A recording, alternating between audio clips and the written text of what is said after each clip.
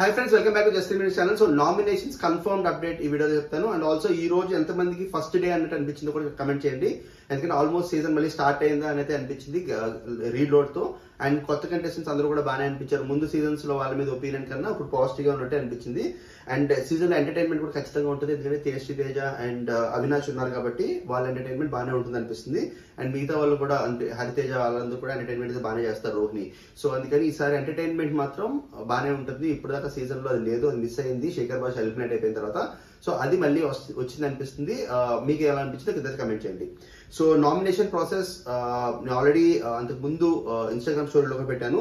And కొత్తగా వచ్చిన వాళ్ళకి ఇమ్యూనిటీ వస్తుంది, కైండ్ ఆఫ్ ఇమ్యూనిటీ. సో అందుకని వాళ్ళు నామినేట్ చేయకూడదు, పాత కంటెస్టెంట్స్ వాళ్ళు నామినేట్ చేయకూడదు.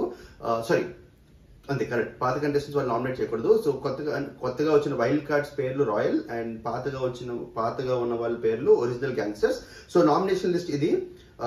యష్మి మనకు అది క్లియర్ గా అర్థమైపోయింది. ఎందుకంటే అందరూ కూడా లోపలికి వెళ్ళినప్పుడు యష్మి గురించి నెగిటివ్ చెప్పారు. సో యష్మి నామినేషన్స్ నాకు తెలిసి యష్మికి హైయెస్ట్ నెంబర్ ఆఫ్ నామినేషన్స్ కూడా వచ్చుంటాయి. అండ్ నెక్స్ట్ విష్ణుప్రియ కూడా ఎక్కువ నామినేషన్స్ వచ్చినాయి. అండ్ పృథ్వీ, సీత గురించి కూడా చాలా మంది చెప్పారు ఎక్కువ ఎమోషనల్ అవుతుంది, ఊరికే ఏడుస్తుంది అని.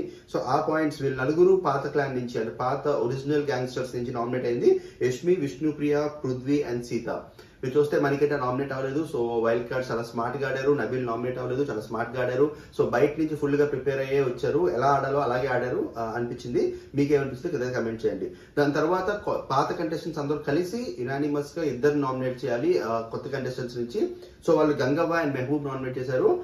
ఇది కూడా మంచి స్ట్రాటజీ అనిపిస్తుంది. ఎందుకంటే చాలా మంది గంగవ్వ బిగ్ బాస్ సూట్ అవుతుందా లేదా అని, కానీ తన గేమ్ మాత్రం చాలా బాడింది. అవినాష్ తో ఆడిన గేమ్ అయితే చాలా బాడింది. బట్ ఒపీనియన్ ఉంది కాబట్టి చాలా మందిలో.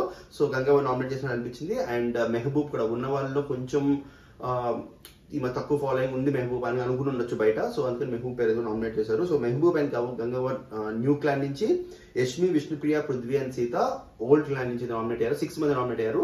ఈ 6 మందిలో మీ ఓట్ ఎవరికి కింద కమెంట్ చేయండి. అండ్ ఫస్ట్ టైం చూస్తున్న ఛానల్ సబ్స్క్రైబ్ చేసుకోండి. అలాగే వీడియో లైక్ చేయండి, షేర్ చేయండి. Thank you so much. Have a good day.